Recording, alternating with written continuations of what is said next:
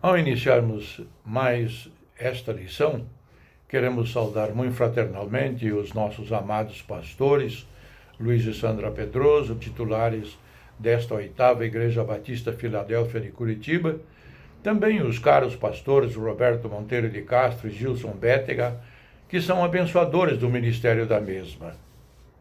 Queridos irmãos e irmãs, quer sejam membros desta igreja e principalmente os nossos respeitáveis telespectadores. Hoje vamos estudar uma importante lição de autoria do ilustre e culto pastor José Aldoir Taborda, decano do Ministério da Igreja Batista Independente em nosso país, e que tem como título O Espírito Santo nos Evangelhos, Efeitos Transformadores. Seu texto áureo: E havendo dito isto, soprou sobre eles e disse-lhes: Recebam o Espírito Santo. Isto está registrado no Evangelho de João, capítulo 20, versículo 22. Então, nossa lição trata com carinho da ação do Espírito Santo nos Evangelhos. Apesar de os Evangelhos tratarem especificamente da vida e ministério de Jesus, notamos a participação do Espírito Santo em todos os eventos importantes e tiramos daqui os principais conceitos que irão nortear os acontecimentos após o Pentecostes. Encontramos cerca de 50 menções ao Espírito Santo nos Evangelhos, 12 em Mateus, 6 em Marcos, 6 em Lucas e 14 em João. E é a partir daí que nascem as expressões, abro aspas, batismo com o Espírito Santo. A referência está em Mateus capítulo 3, versículo 11, e em Marcos capítulo 1, versículo 8. Outra referência, abro aspas, pecado contra o Espírito Santo, fecho aspas. A referência se encontra no Evangelho de Mateus capítulo 12, versículo 31. Abro aspas, revestimento do poder, está registrado em Lucas capítulo 24, versículo 49. Mais outra, direção do Espírito Santo. Você vai encontrar esta menção no Evangelho de João capítulo 16, versículo 13. E também enchimento do Espírito Santo. Está lá no Evangelho de Lucas capítulo 1, versículo 67. E vamos para o capítulo 4, versículo 1, e nos depararemos com esta mesma realidade. Todos estes tópicos aqui serão desenvolvidos e praticados na vida da igreja após a ascensão de Jesus, como de fato ocorreu, e como de fato tem acontecido ao longo desses séculos passados, para não dizer milênios já vencidos. Ponto número 1. Quem é o Espírito Santo nos Evangelhos? Após o Pentecostes, vemos o Espírito Santo agindo na vida e ministério dos apóstolos. Mas nos Evangelhos, ele não age de maneira independente do Filho. Ele é o Espírito de Deus que habita em Cristo e age por meio de Cristo. É significativa a frase de Jesus dita no início de seu ministério na sinagoga de Nazaré. Abro aspas. O Espírito do Senhor é sobre mim, pois que me ungiu para evangelizar os pobres, enviou-me a curar os quebrantados de coração, a pregar a liberdade aos cativos e restauração, dar vista aos cegos e pôr em liberdade os oprimidos, a anunciar o ano aceitável do Senhor. Tudo isso você encontra no Evangelho de Lucas, capítulo 4, versículos 18 e 19. Essa declaração de Jesus na sinagoga foi precedida de duas experiências marcantes que autenticaram sua divindade e interatividade com o Espírito Santo. O batismo no Jordão e a tentação no deserto. Esta verdade está registrada no Evangelho de Mateus, capítulo 3, versículos 16, 17 e capítulo 4, versículo 1. Anteriormente a tais eventos, contudo, notamos a presença do Espírito Santo na concepção de Maria, conforme registrou o evangelista Mateus no capítulo 1, versículo 20, na vida de Isabel e seu filho João Batista, enchendo-os de alegria ao ouvirem a saudação de Maria. Lucas capítulo 1, versículos 15, 41 e 67. Foi o Espírito Santo que levou Zacarias a profetizar. Lucas capítulo 1, versículo 67. E deu a Simeão a gloriosa revelação que este não morreria sem antes ver o Cristo. Lucas fez este registro no capítulo 2, versículo 26. Um privilégio anelado por reis e profetas do passado. Certamente não foi mera coincidência a ida de Simeão ao templo num dia que nem correspondia à sua escala de serviço, justamente para ver Jesus. Isso está registrado no Evangelho de Lucas, capítulo 2, versículos 27 a 40. Nos evangelhos entendemos que Jesus é o Espírito Santo. Isto é, e juntos estavam intrinsecamente ligados, assim como Jesus e o Pai. Em Lucas é dito que é o Pai quem dá o Espírito Santo aos que lhe o pedirem. Mas em João é Jesus quem envia o Espírito Santo. Evangelho de João, capítulo 15, versículo 26.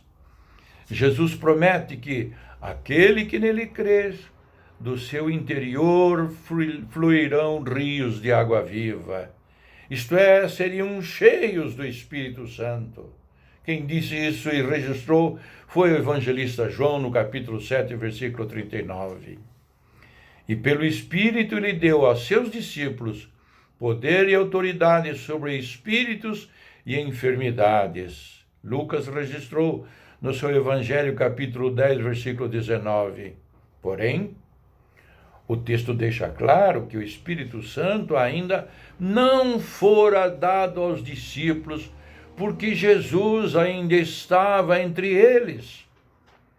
Agora contavam com a presença de Deus Filho, mas Jesus enviaria outro Consolador, o Deus Espírito Santo, que ficaria com eles para sempre. Está firmado esta expressão, esta verdade gloriosa no Evangelho de João, capítulo 14, versículo 16. Disso tudo depende uma aplicação. Qual a relação entre Jesus e o Espírito Santo? E como isso repercute em nossa crença e nossa vida em particular? Reflita, pense, ora, consulte a nós. Teremos imenso prazer em ampliar estas dissertações a respeito deste fato histórico. Ponto número 2, a missão do Espírito Santo. Em seu ministério terreno, Jesus treinou os 12. Prometeu-lhes o batismo com o Espírito Santo. Atos, capítulo 1, versículo 5. Determinou a missão no mundo, Atos, capítulo 1, versículo 8, e deixou preciosa lição sobre o que o Espírito Santo faria na vida deles e das demais pessoas. Observemos o seguinte. Item número A. Item A. O Espírito Santo opera a regeneração. Evangelho de João, capítulo 3, versículos 1 a 8. E passa a habitar no crente. Evangelho de João, capítulo 14, versículo 17. Jesus disse que para ganhar o reino de Deus é necessário um novo nascimento e que essa obra é realizada pelo Espírito Santo. Por isso dizemos que somos novas criaturas. Paulo disse isso com veemência na segunda carta aos Coríntios, no capítulo 5, versículo 17. Item B. É ele, o Espírito Santo, que convence o homem do pecado, isto é, de sua natureza pecaminosa, da justiça e do juízo. Procure lá no Evangelho de João, capítulo 16, versículos 7 a 9. Criando assim uma oportunidade de arrependimento. Item C. Ele, o Espírito Santo, glorificará Jesus. Em grego, complementa o autor da lição, é usada a palavra doxazo, que significa louvar, exaltar, magnificar, dar honras, manifestar seu valor e dignidade. Isso é o que o Espírito Santo fará na glorificação a Jesus.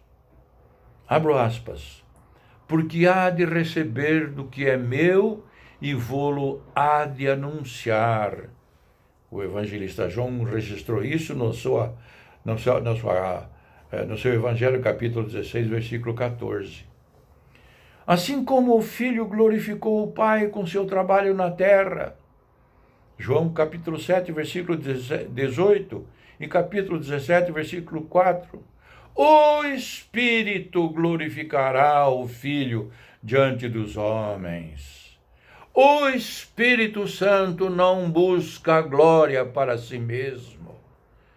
Por isso entendemos que quanto mais cheia do Espírito Santo seja uma pessoa, mais essa pessoa glorifica a Jesus. Item D. Ele reveste o cristão de poder. Jesus afirmou que enviaria a promessa do Pai. Isso está registrado no Evangelho de Lucas, capítulo 24, versículo 49. Provável referência ao profeta menor Joel, no capítulo 2, versículos 28 a 32. Joel está lá no final da primeira parte da Bíblia, que é o Velho Testamento. E que seria um revestimento de poder, tanto para realizar coisas prodigiosas na ausência de Jesus, como para dar testemunho a seu respeito. Isso está registrado por Lucas no seu livro histórico, em Atos, capítulo 1, versículo 8. Item E. Ele, o Espírito Santo, nos guiará a toda a verdade. E nós vamos encontrar essa referência que dá para nós um alento e uma certeza de que o Espírito Santo em nós é a nossa garantia de firmeza da nossa fé. Mas, voltando à referência, isto, na verdade, está no Evangelho de João, capítulo 16, versículos 13 e 14. E ele nos lembrará tudo o que Jesus ensinou. Evangelho de João, capítulo 14, versículo 26. A verdade é a palavra de Deus, e devemos nos encher dela, pois o Espírito Santo só poderá nos fazer recordar aquilo que temos guardado em nosso coração. Além disso, a presença do Espírito Santo na vida dos discípulos os capacitaria a responder adequadamente quando estivessem diante das autoridades por causa de seu ministério. Veja lá no Evangelho de Mateus, capítulo 10, versículo 20. Disso resta ainda uma aplicação. Na vida prática, é possível confiar na orientação do Espírito Santo sobre o que falar em momentos difíceis? Qual a importância do Espírito Santo no seu dia? É para você refletir, pensar e testemunhar com a sua boca. Ponto número 3, a blasfêmia contra o Espírito Santo. Está lá registrado no Evangelho de Mateus, capítulo 12, versículo 30. Blasfêmia é um pecado muito grave. significa injuriar, caluniar, vituperar, difamar, falar mal ou tentar igualar-se a uma santidade ou coisa santa. No Antigo Testamento, a blasfêmia ao nome de Deus era um pecado imperdoável. Isso nós encontramos no livro de Levítico, capítulo 24, versículos 10 a 16. Por essa razão, quando Jesus disse que era Deus, eles, por não reconhecerem sua divindade, o julgaram réu de morte, considerando que suas palavras eram uma blasfêmia. Agora Jesus afirma que qualquer pecado pode ser perdoado, porém a blasfêmia contra o Espírito Santo não tem perdão. Vou repetir. Jesus afirma que qualquer pecado pode ser perdoado, porém a blasfêmia contra o Espírito Santo não tem perdão. Por quê? Porque Deus e Espírito e a blasfêmia estaria não apenas tocando na essência do Deus Santo, mas também fechando a porta da regeneração, que é obra exclusiva do Espírito Santo. Em que consiste o pecado contra o Espírito Santo? De acordo com o texto bíblico, entendemos que é a comparação do Espírito de Deus a Satanás. Simplificando, é a rejeição deliberada e consciente da atividade de Deus pelo Espírito Santo e a atribuição dessa atividade ao diabo. É uma profunda raiz de incredulidade. A pessoa que peca contra o Espírito Santo endurece o coração de tal forma que não consegue se arrepender. Na carta aos Hebreus, afirma essa impossibilidade. Hebreus capítulo 6, versículos 4 a 6.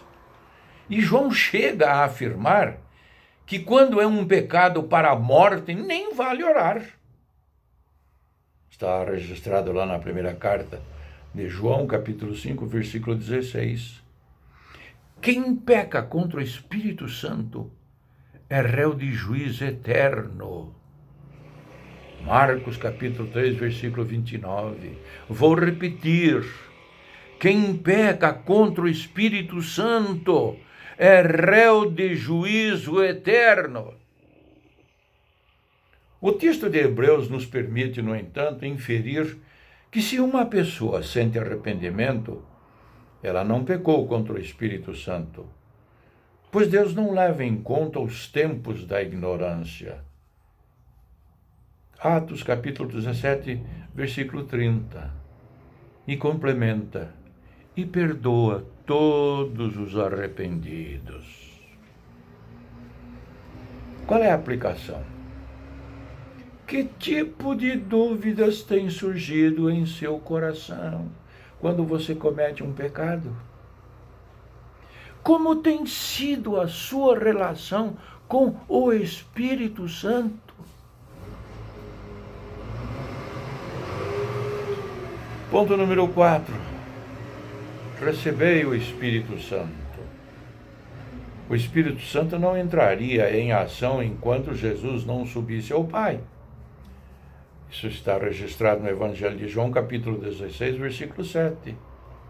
Mas após a ressurreição, Jesus soprou sobre eles, dizendo, abro aspas, recebei o Espírito Santo, fecho aspas.